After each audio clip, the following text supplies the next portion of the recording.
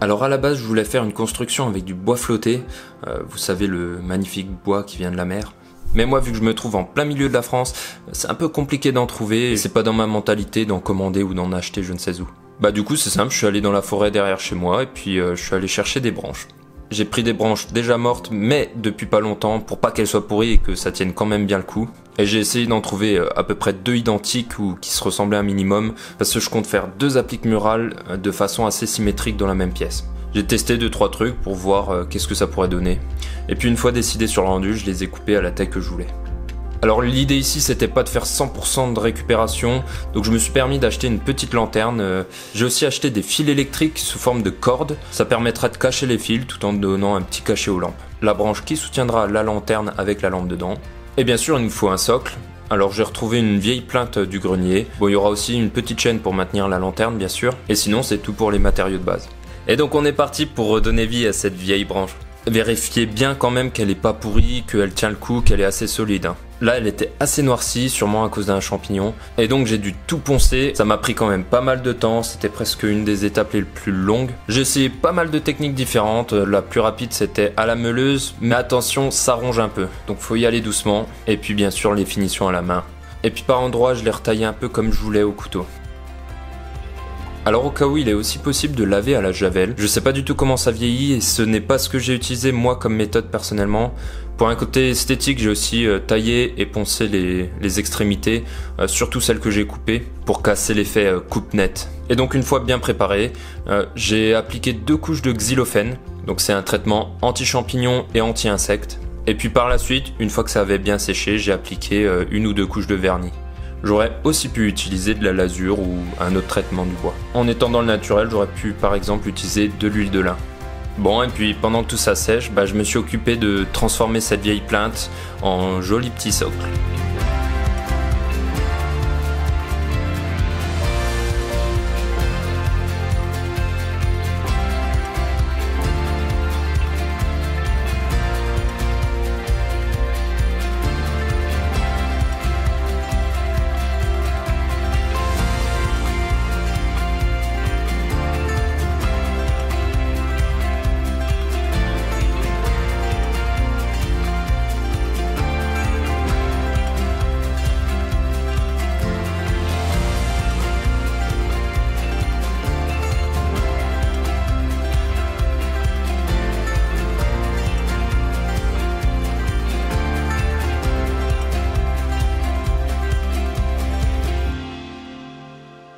Petite vérification du rendu. Le plus compliqué dans cette histoire c'était quand même de faire un truc assez symétrique entre les deux. Les 2 ronds là c'est où sortira la corde avec les fils électriques, que je vais faire traverser en biais d'ailleurs, parce que je trouvais que le rendu serait plus joli. Du coup je fais un pré-trou avec un petit foret, puis ensuite j'augmente petit à petit le foret jusqu'à arriver à la dimension voulue. Toujours un petit coup de ponçage pour la finition. Et puis on peut maintenant passer les fils, que je scotche pour être sûr que ça se défile pas dans le temps. Et voilà, ça passe tout juste. Il est maintenant temps de passer au point de fixation. Donc une cheville en haut, une cheville en bas. J'ai fraisé les trous pour que les vis soient cachées à l'intérieur. Et bien sûr, il faut faire tenir la branche au socle. Alors pour ça, j'ai simplement vissé 2-3 vis dedans, par derrière le socle. J'ai pré-percé la branche et le socle pour être sûr que le bois n'éclate pas. Alors j'ai choisi de donner une petite teinte au socle pour faire ressortir la branche. Pour cela j'ai testé différents produits que j'avais dans mon garage. Au final ce que j'ai choisi ça a dû être quelque chose comme de la lasure teinte chêne foncé, que j'ai étalé vraiment en très petite quantité.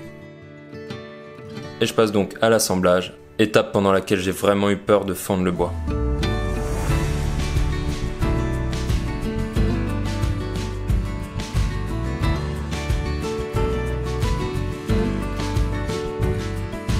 Alors pour faire pendre la lanterne, j'ai pris une chaîne en fer noir, trouvable un peu partout dans les magasins de brico.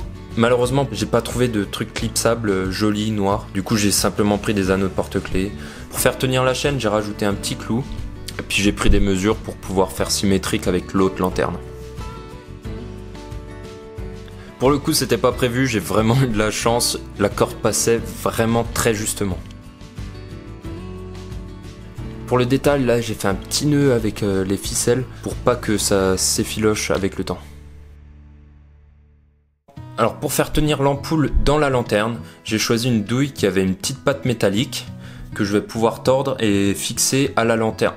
J'ai simplement utilisé des rondelles et un boulon. Alors habituellement, si vous ne le savez pas, au niveau du câblage des lumières, on ne met pas la terre, sauf quand il y a des parties métalliques. Or là, la lanterne est en métal, et donc j'ai amené la terre et je l'ai branchée sur le métal. Comme ça, s'il y a des fuites de courant, en touchant la lanterne, on ne va pas se faire électrocuter. Pour accrocher la terre à la lanterne, en fait, j'ai utilisé une cosse que j'ai mis au bout du fil et que j'ai attachée à la fixation métallique de la douille. Et donc à la fin, les fils sont invisibles. On finit de dénuder, puis on va passer à la pose. Alors là, la pose c'était un peu plus complexe parce qu'il fallait que ça soit exactement à la même hauteur pour les deux appliques. Donc après avoir fait les repères, j'ai pu percer. Bien sûr, on n'oublie pas de faire les connexions avant de fixer l'applique, que j'entoure toujours par du scotch pour la sécurité. Et je peux enfin fixer mon applique.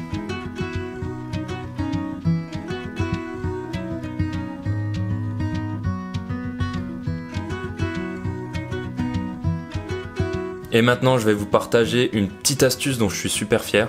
Ça, c'est vraiment le petit détail de finition. J'ai réutilisé des fines lames du même bois teinté de la même couleur que j'ai taillé du bon diamètre pour pouvoir vraiment recouvrir les trous à la perfection. Et là, on n'y voit que du feu. En vrai, j'étais trop content de moi. Par la suite, j'ai découvert que c'était une astuce de menuisier tout à fait normale. Mais bon. Et voilà le résultat final.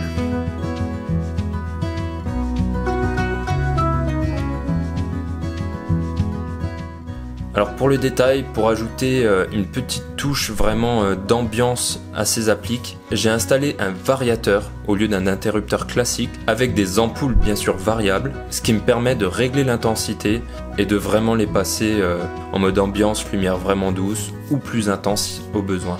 Et en plus de ça, vu que c'est une lumière variable des fois, eh bien quand elle est très basse, elle a tendance à vibrer et ça nous donne un peu un aspect de lanterne avec des flammes qui vacilleraient.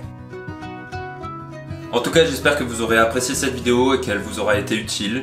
Et quant à moi, je vous dis à très vite et portez-vous bien. Ciao. Alors, il est bien mon nouvel objectif, hein. Ça fait flou derrière, alors, et puis on voit bien.